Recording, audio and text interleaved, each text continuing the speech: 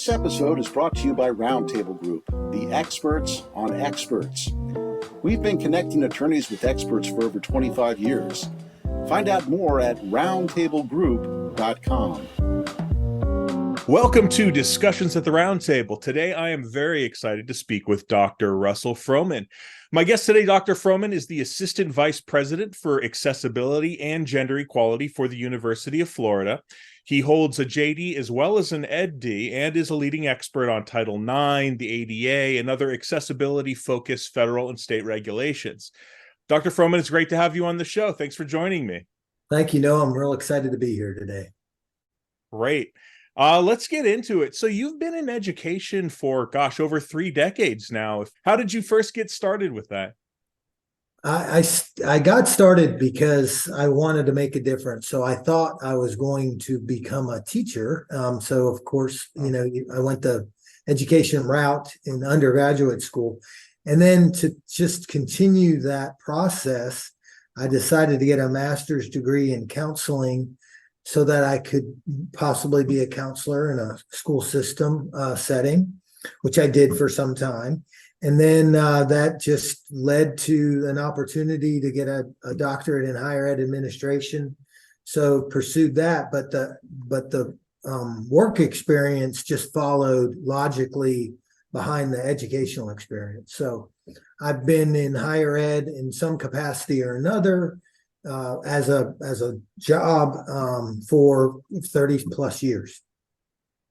That's amazing. And so I take it that this has always been kind of a passion for you. This has kind of been your calling since the beginning, even though there is a JD in there somewhere. So that was actually where I started. I wanted to be an attorney more than anything. And it was later in my career path that opportunity presented itself. And so I took it as I started law school when I was 50, Noah. Wow. Yeah. I feel there's got to be a little bit of a story there. What made you decide to go to law school at 50? Amazing story there. I was a deputy Title IX coordinator for the University of Florida, and I was also a principal at a K-12 lab school at the University of Florida. So my focus in that regard was K-12 law. And we were reaching out to the general counsel regularly for advice, and they were referring to other county attorneys for that advice because they had not navigated K-12 law often enough to be comfortable giving advice. So I decided that I would just go ahead and go to law school for my own professional benefit so that I could answer my own questions. So I would get all the kids off campus. I would then pack up my car, drive the 2.5 hours to class, do my evening courses 4 days a week at Stetson Law School down in St. Pete, Florida, and then hop back in the car after when class was over and come back, study till I fell asleep.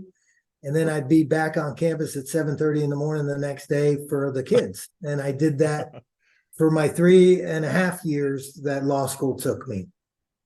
That is as a former attorney myself, I cannot fathom trying to juggle those two things. It was hard to remember the details, but I made it through. Let's get into expert work. So sure. What was your first expert work opportunity? How'd that happen? Tell me the first time that you were called on as an expert. So I was reached out to by a colleague that I knew from my work as a K-12 principal, but they knew that I had then transitioned into the role as assistant vice president and Title IX coordinator at the University of Florida.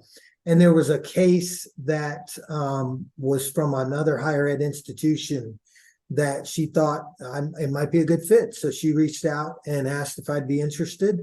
Ironically, I was already in the process of moving in that direction. I had a mentor who was a major professor when I was getting my doctorate in higher ed, who is an expert witness, has his own firm in that regard.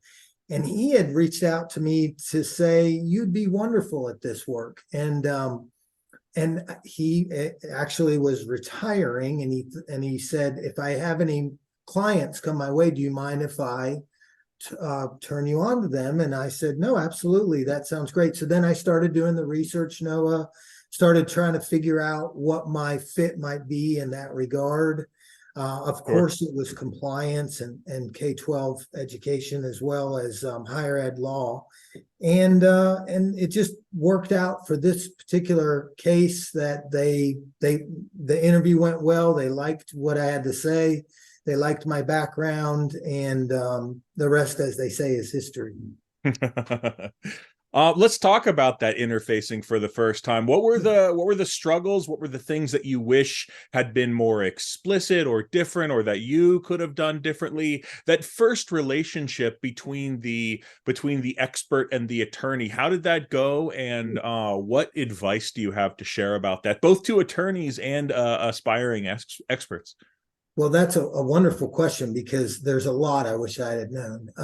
Navigating those initial conversations, I tried to just be myself, but I really didn't know what they were looking for. And so I thought, well, I'll just be real about my background and my knowledge.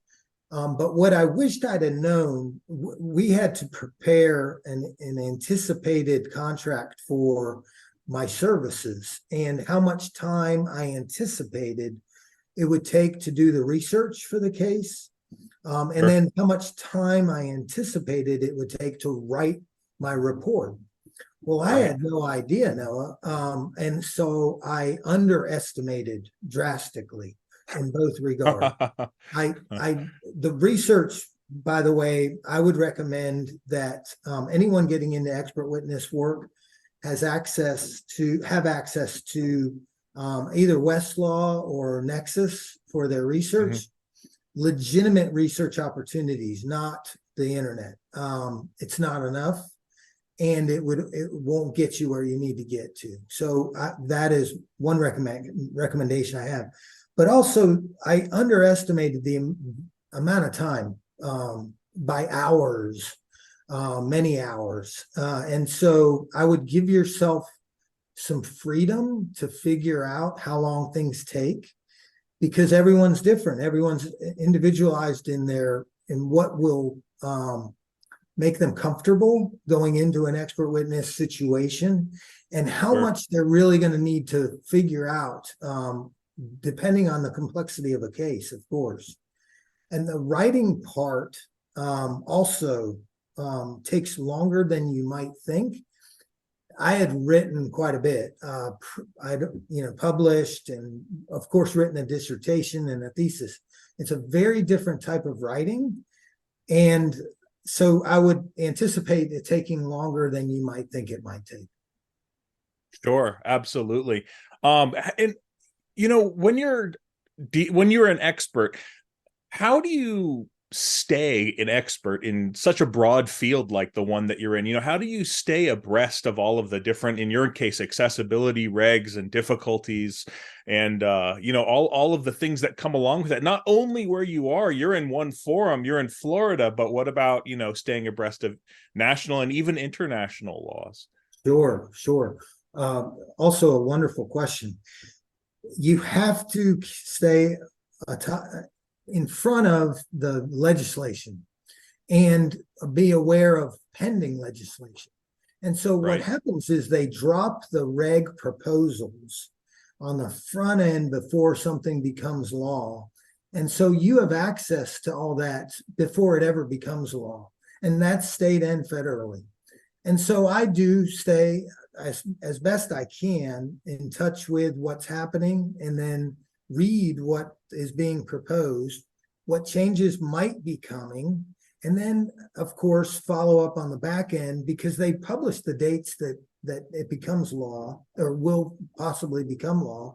And then you can follow up then to see, what was accurately put out there in the proposal and what ended up not becoming law. And that's really the only way to do it. You have to stay actively engaged in the legislation. And the thing is, it's a shifting landscape, and incredibly shifting in my area of work. And so I know that with each administration, either federal or state, it's going to change. And so knowing that and staying actively engaged is really the key to maintaining your knowledge base. Along the same lines, have you done any international work at all as an No, expert?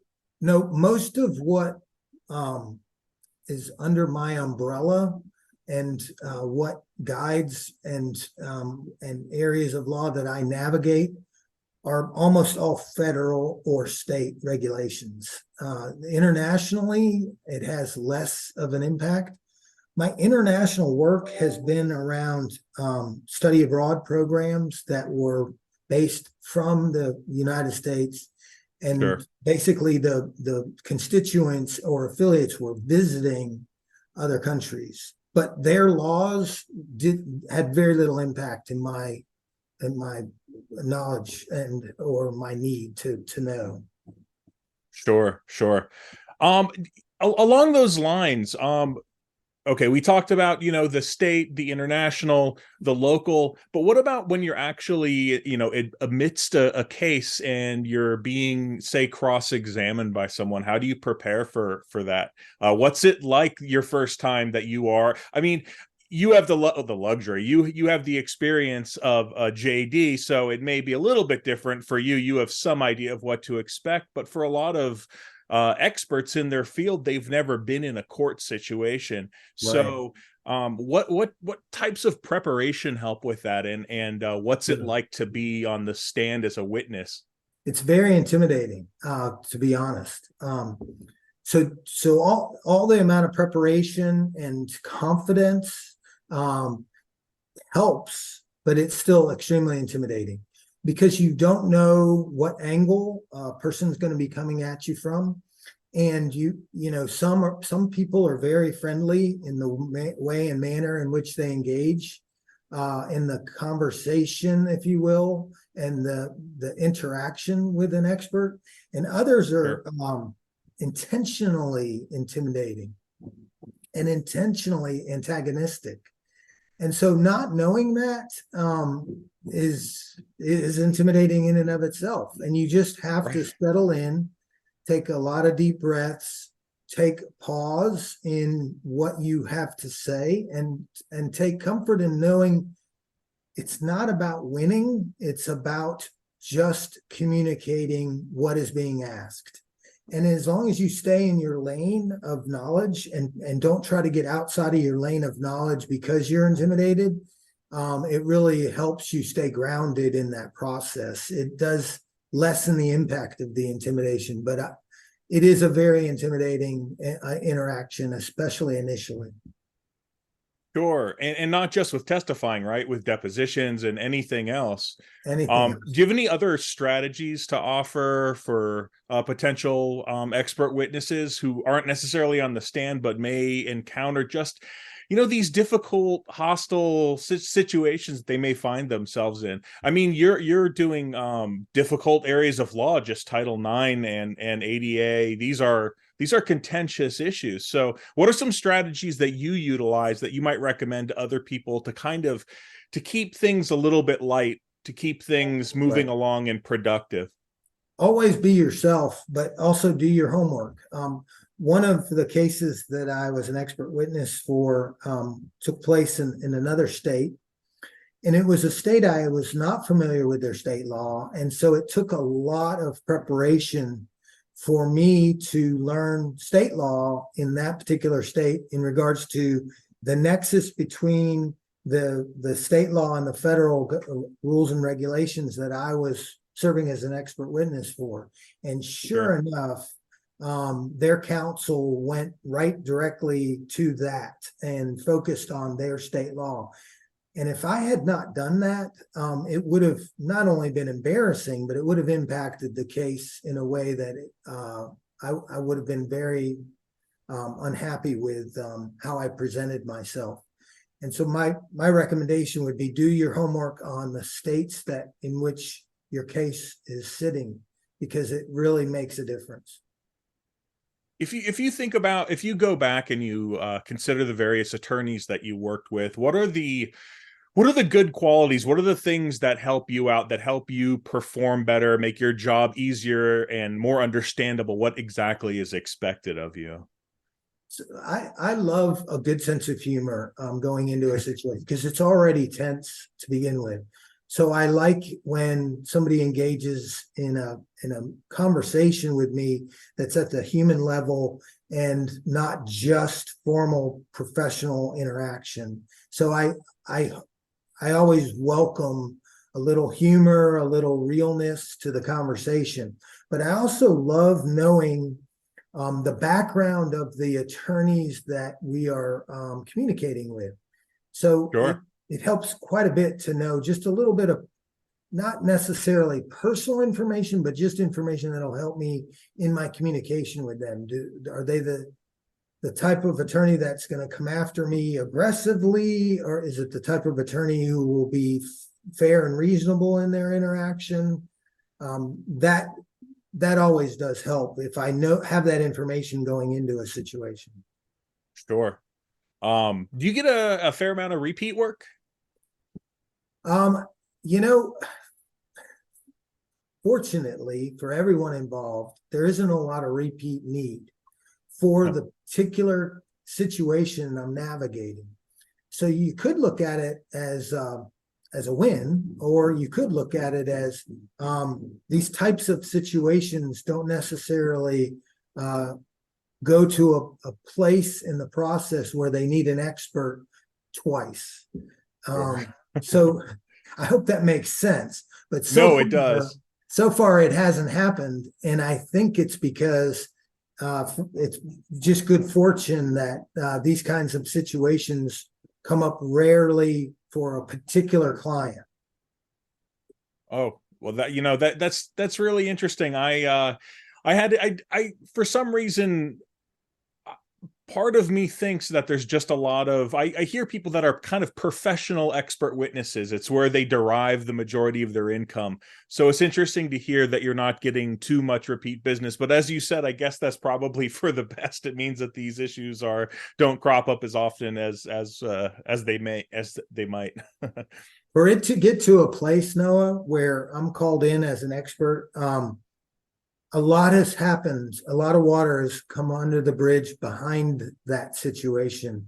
And luckily, that doesn't happen all the time for particular higher ed institutions. But when they do, they know where to turn to, and I appreciate that. It's really been a pleasure. It's been extremely informative, and I really appreciate you taking some time to hang out with us at Discussions at the Roundtable. My pleasure, Noah. Anytime. If anything else in the future you'd like to reach out and talk through, I'll be happy to do that. Thank you for listening to our podcast, Discussions at Roundtable.